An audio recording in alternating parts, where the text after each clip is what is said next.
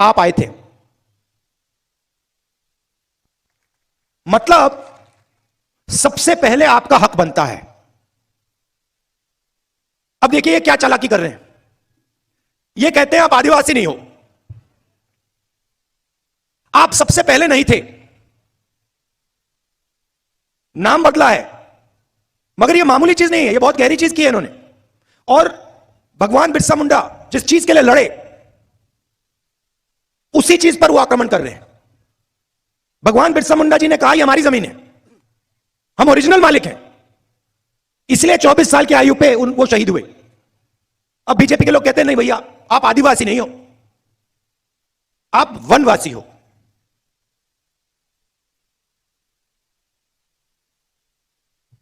वनवासी का मतलब नहीं, आप गांव में नहीं रह सकते, आप शहरों में नहीं रह सकते, आप कॉलेज यूनिवर्सिटी में नहीं जा सकते, आप हवाई जहाज में नहीं उड़ सकते, आपको तो बस जंगल में रहना है। अभी ठहरिए, ताली मत बजाइए। अब देखिए, अगर आप हिंदुस्तान 1000 साल पहले आते, 3000 साल पहले आते, तो पूरा हिंदुस्तान जंगल था।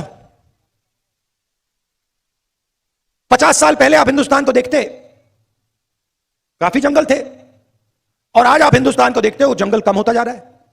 सही बात गलत बात? सही है।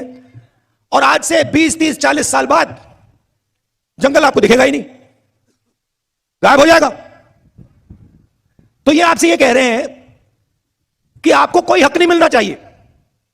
जब जंगल गायब हो जाएगा तो वनवासी का कोई हक नहीं बचेगा, यह है इनका मतलब।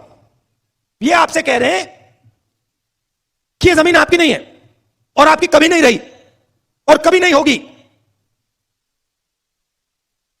आप तो जंगल के हो। हम कह रहे हैं कि आप ओरिजिनल मालिक हो, यह पूरा देश आपका था और आपसे यह देश लिया गया। तो अगर आपसे यह देश लिया गया तो आपको कुछ देना भी है।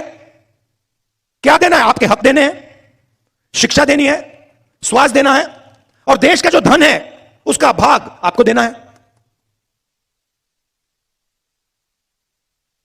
सही बोला ना? तो पहली बात यह है, फिर आदिवासियों की, दलितों की, पिछड़ों की, अल्पसंख्यकों की कैसे मदद होती है, कैसे रक्षा होती है हिंदुस्तान में?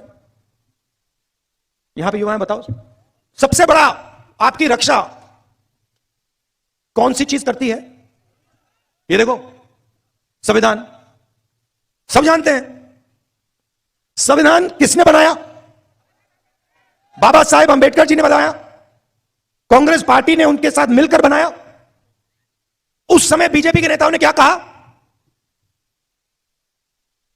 संविधान की कोई जरूरत नहीं है, संविधान बेकार चीज है। और ये हर रोज संविधान पे आक्रमण करते हैं 24 घंटा, क्योंकि ये इस बात को मानने को तैयार नहीं है कि इस देश में दलितों को, पिछड़ों को, आदिवासियों को, गरीबों को हक मिलना चाहिए। मानने को तैयार नहीं है। तो आपसे शिक्षा छीनेंगे, स्वास्थ्य छीनेंगे, जो पब्लिक सेक्टर होता था उसको बंद करेंगे। मुझे आप बताओ, आपके जो बच्चे हैं प्राइवेट स्कूल में पैसा दे सकते हैं क्या? नहीं दे सकते ना। तो अगर सरकारी स्कूल सब बंद कर दिए जाएं तो आपके बच्चों का क्या होगा? पढ़ नहीं पाएंगे, अनपढ़ रहेंगे। फायदा किसका? बीजेपी का। तो वो शिक्षा के सिस्टम पे आक्रमण करते हैं। अच्छा, जो प्राइवेट अस्पताल होता है, किसी को दिल का दौरा पड़ता है, कैंसर हो जाता है, सबको होता है, आपके लोग उसमें जा सकते हैं क्या? नहीं जा सकते। तो अगर सरकारी अस्पताल सब बंद कर दिए और पूरा का पूरा प्राइवेट कर दिया तो नुकसान किसका? गरीबों का, आदिवासियों का, दलितों का, पिछड़ों का। जहां भी ये राज करते हैं आप देख लीजिए, शिक्षा के सिस्टम को प्राइवेट हाथों में दे देते हैं, अस्पतालों को प्राइवेटाइज कर देते हैं। अच्छा, तीसरा रास्ता जिसको हम पब्लिक सेक्टर कहते हैं, पब्लिक सेक्टर में आपके लोग जा सकते हैं। सारी की सारी पब्लिक सेक्टर की कंपनियां ये प्राइवेटाइज कर रहे हैं, अपने ही 2-3 मित्रों को दे रहे हैं। तो रोजगार का रास्ता बंद, शिक्षा का रास्ता बंद, बीमार हुए तो अस्पताल बंद, और फिर आपसे कहते हैं भैया देखो हिंदुस्तान की बात मत करो, आप लोग वनवासी हो, बात करनी है तो जंगल की करो। जंगल में हक किसने दिया? कांग्रेस पार्टी ने दिया। फॉरेस्ट राइट एक्ट और पैसा कौन लाए? कांग्रेस पार्टी लाई। और बीजेपी क्या कर रही है? आपको कहती है आप वनवासी हो, और फिर जो आपका हक बनता है वो भी छीन लेती है। ये सिर्फ आप पर आक्रमण नहीं है, देश पर है। मगर ये जो बिरसा, ये भैया थोड़ा झंडा हिलाओ जरा, मुझे ये दिखे। ये जो बिरसा मुंडा जी हैं, इन पर ये आक्रमण कर रहे हैं, इनका अपमान हो रहा है। तो सबसे जरूरी बात संविधान की रक्षा, आदिवासियों को शिक्षा, उनके हक, उनकी जमीन, इससे बिना आपका काम नहीं होने वाला है। और यह लड़ाई सिर्फ कांग्रेस पार्टी लड़ती है। और मैं यह भी कह देता हूं, स्टेज से कह देता हूं, कांग्रेस पार्टी लड़ती है मगर और मजबूती से लड़नी चाहिए।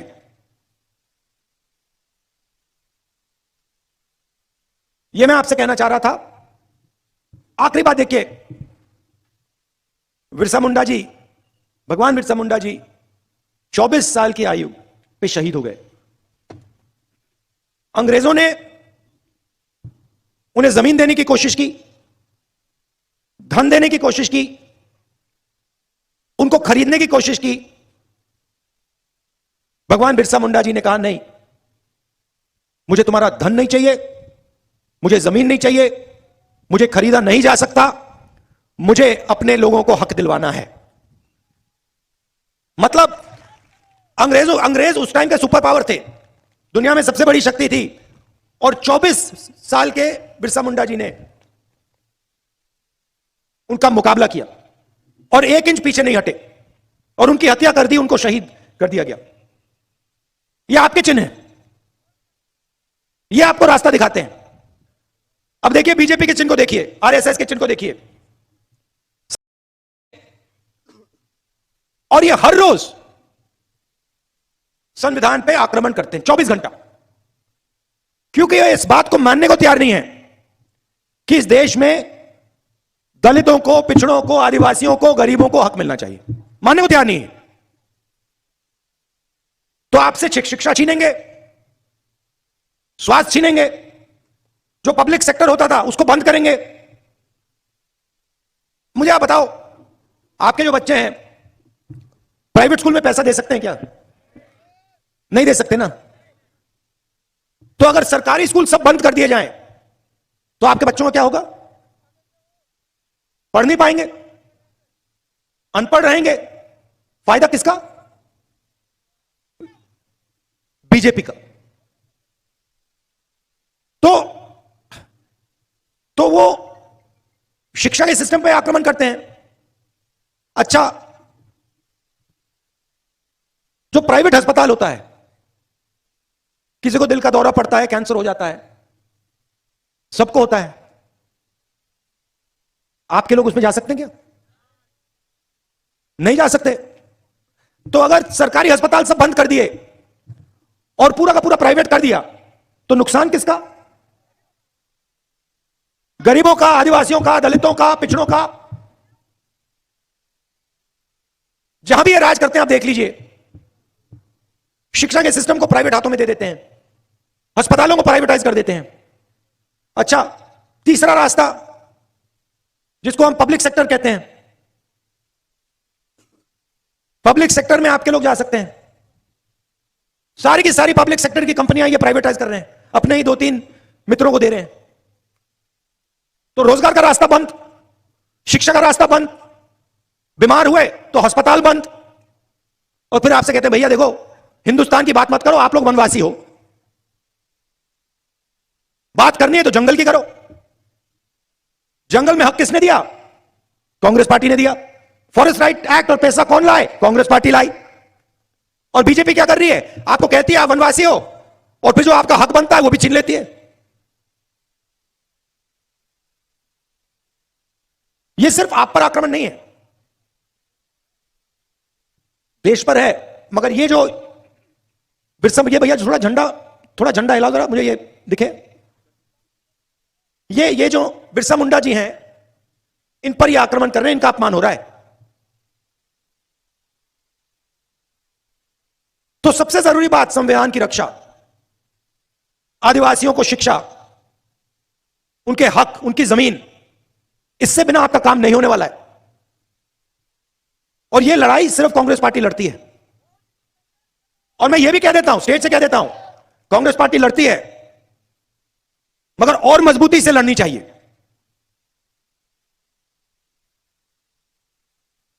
यह मैं आपसे कहना चाह रहा था। आखिरी बात देखिए, बिरसा मुंडा जी, भगवान बिरसा मुंडा जी 24 साल की आयु पे शहीद हो गए। अंग्रेजों ने उन्हें जमीन देने की कोशिश की, धन देने की कोशिश की, उनको खरीदने की कोशिश की। भगवान बिरसा मुंडा जी ने कहा नहीं, मुझे तुम्हारा धन नहीं चाहिए, मुझे जमीन नहीं चाहिए, मुझे खरीदा नहीं जा सकता, मुझे अपने लोगों को हक दिलवाना है। मतलब अंग्रेज उस टाइम के सुपर पावर थे, दुनिया में सबसे बड़ी शक्ति थी। और 24 साल के बिरसा मुंडा जी ने उनका मुकाबला किया और 1 इंच पीछे नहीं हटे और उनकी हत्या कर दी, उनको शहीद कर दिया गया। ये आपके चिन्ह हैं, ये आपको रास्ता दिखाते हैं। अब देखिए बीजेपी के चिन्ह को देखिए, आरएसएस के चिन्ह को देखिए। सावरकर जी 2-3 साल उनको अंडमान में बंद कर दिया, उन्होंने चिट्ठी लिखनी शुरू कर दी, हमें माफ कर दो, जो भी हमसे चाहते हो ले लो, बस मुझे जेल से निकाल दो। सावरकर जी में और भगवान बिरसा मुंडा जी में फर्क देखिए। 24 साल में ये शहीद हो गए। आदिवासियों के लिए, सिर्फ आदिवासियों के लिए, हिंदुस्तान के लिए अंग्रेजों के खिलाफ खड़े हो गए। और दूसरी तरफ सावरकर जी, जिनके वीर कहते हैं, वीर सावरकर, कोई मुझे बता रहा था कि उन्होंने अपने बारे में एक किताब लिखी, लोगों को बताया नहीं कि उन्होंने लिखी है। एक किताब लिखी, दूसरे नाम से लिखी, कि सावरकर कितने वीर हैं। और अंग्रेजों से पेंशन लेते थे, अंग्रेजों से पेंशन लेते थे, अंग्रेजों के लिए काम करते थे, कांग्रेस के खिलाफ अंग्रेजों के साथ काम करते थे। और 2-3 साल, 5 साल में जेल के बाद सच्चे सावरकर जी पूरे देश को दिखे। चिट्ठियां लिखी और अंग्रेजों ने कहा आ जाओ, हिंदुस्तान के खिलाफ हमारे साथ काम करो। सावरकर जी ने हाथ जोड़े, कहा हां जी मैं हाजिर हूं, जो भी आप मुझसे चाहते हो मैं करूंगा। यह है आपके भगवान में आपके नेता और उनके नेता में फर्क। और मैं हर आदिवासी युवा से कहना चाहता हूं, यह देखिए, यह आपको रास्ता दिखाते हैं, इनका रास्ता आपको कभी नहीं छोड़ना है। और दूसरी बात, आप वनवासी नहीं हो, आप आदिवासी हो और आप ओरिजिनल मालिक हो इस देश के। बहुत बहुत धन्यवाद। जय हिंद। बहुत बहुत धन्यवाद राहुल जी।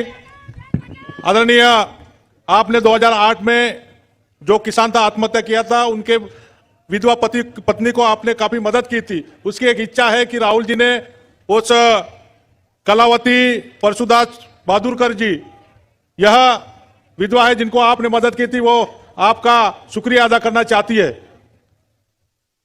कलावती परशुराम बहादुरकर ह्या ज्यांच्या पतीचं निधन झालं होतं आणि त्यामध्ये राहुलजींनी लोकसभेमध्ये प्रश्न उपस्थित करून हा मुद्दा लावून धरला होता, यांचा सत्कार। तसेच शंकरलाल बोडाकजी राजस्थानवरून आलेले आहेत, ते आदरणीय राहुलजींना पगडी घालून त्यांचा स्वागत करतील। त्याच प्रकारे कुसुमताई अलाम हे आमच्या गडचुलीतील आदिवासी कविते यांचं पुष्पगुच्छ देऊन स्वागत करतील।